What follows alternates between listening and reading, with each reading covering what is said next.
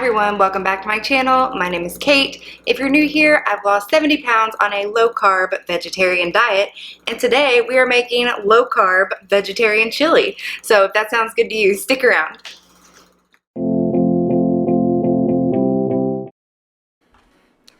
Okay guys, so the first thing I'm doing here is putting my garlic into a mason jar and shaking it. I learned this little hack from Pinterest, I think, and it has been such a game changer. I hate peeling garlic, but it comes out almost perfectly peeled. Like some of them you have to peel a little bit, but for the most part it's perfect. And now I'm using my garlic press and mincing my garlic. Am I the only one that had never heard of a garlic press before until I had to use one for a recipe? Okay, so I'm just cutting off the garlic there and then scooping out whatever's left over inside of the press. I love my garlic press. I cannot live without it now that I know how to use it and what it's used for. Next, I'm going to chop an onion. I'm just going to use half of this onion. I don't really like onion that much, so I don't like to use too much in my recipes, but half is just about perfect. And I'm using these red Solo cups just because I have a massive pile of dishes right now and I'm not trying to add to it. Sorry, environment, but that's what we're using to measure out things because I do weigh everything for my recipes, so when I input it into my Fitness Pal, I have all the macros and things. Now I'm using 1 tablespoon of olive oil at the bottom of my pan here, and I'm going to hit the saute button to get things warmed up. Oh, and my eyes are freaking burning. I forgot that when I cook onions or when I chop onions, I have to put my contacts in because when I wear glasses, they're not protected by my contacts. Okay, so now I'm just sauteing the onion and the garlic in my pan here. It usually sticks really, really bad, so I use this vegetable broth to kind of deglaze the pan. So I just start off with a little bit, and then I do end up adding, throughout the recipe, I add about 2 cups.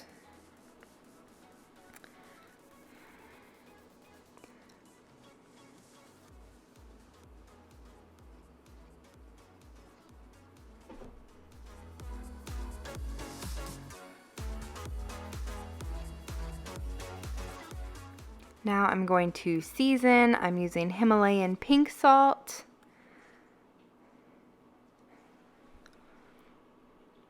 Some black pepper.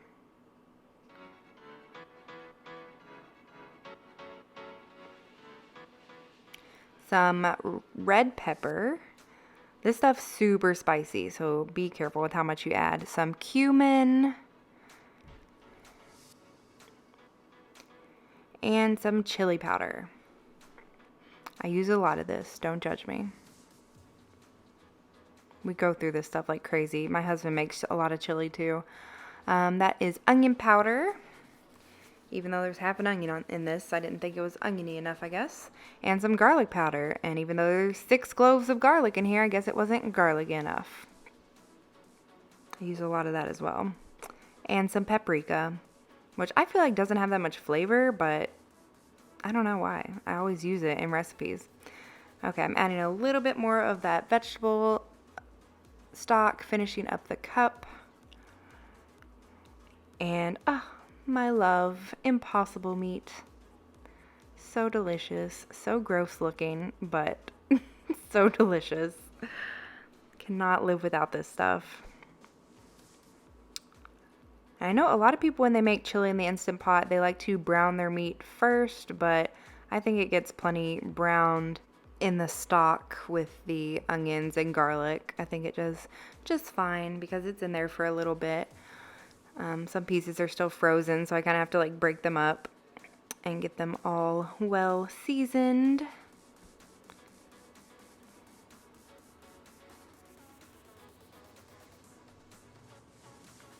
Now I'm opening my can of Rotel, and I wanted to show you all my awesome can opener.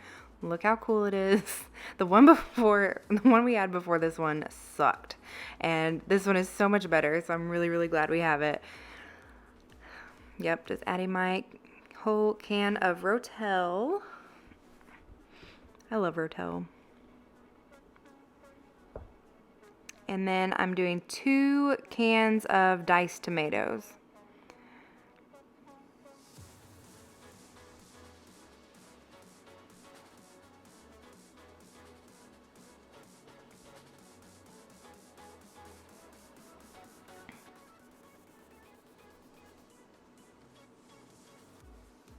I also like to add 2 tablespoons of tomato paste. I'm not sure what it does, but it's on like every chili recipe I've ever seen, so I add it.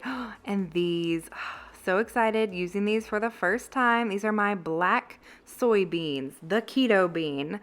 They are like 2 net carbs for half a cup, which is insanely lower than any other bean. I think like red kidney beans are like 14 grams or something for a half a cup. So these are deemed the keto bean because of their low in carbs. They didn't taste very good right out of the can, but still using them anyways. And actually, they did turn out tasting perfectly fine. If you had told me they were a regular black bean, I would not even question it. They are amazing. I got 3 cans off of Amazon for like 15 bucks, which is kind of expensive for a canned bean, but I don't know. I'm not mad. I think it's worth it. And I have a lot of recipes I've been thinking of that I could use them for because I've really been missing beans. As a vegetarian, beans are my love.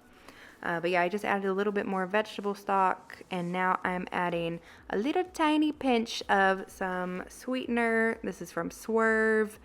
I used to use Splenda, but it's not as good for you as the Swerve. It just cuts that acidity from the tomato just a little bit. A lot of people add a pinch of sugar in their chili, but I think the sweetener works the same way and just cuts that initial acid taste from those tomatoes. I tasted it and it was not very salty. I felt like it was missing some heat, so I ended up adding some more salt, some more red pepper, some more garlic powder, and a little more onion powder. Just to bump everything up. Do not skimp on your seasonings. They're important.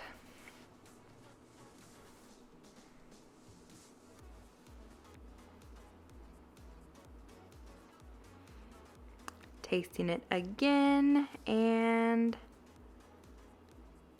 it's good. Now I'm going to hit the chili button and let this sit. Oh, okay. So I ended up getting a burn notification probably about 5 minutes after starting it. And I was planning on adding some more stock because usually that's the issue. Like you don't have enough liquid. But when I opened it up, like there was plenty of liquid. I felt like there was no reason to add stock.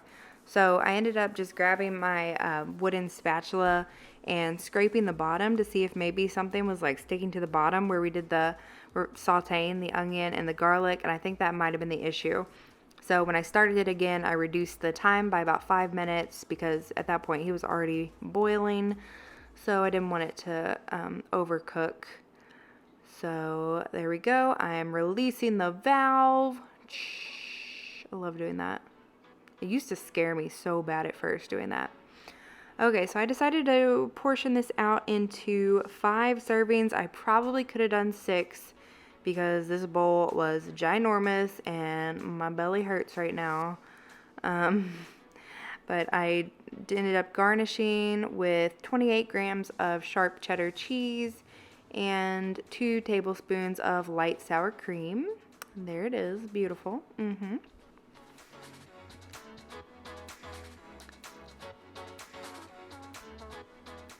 Okay guys, I tasted it and it was amazing. I really, really like the addition of the black soybeans. That will definitely become part of this recipe permanently. It was super hot. I probably should have waited for it to cool down, but thank you guys so much for watching. Make sure to like, comment, and subscribe. I'll see you in the next one.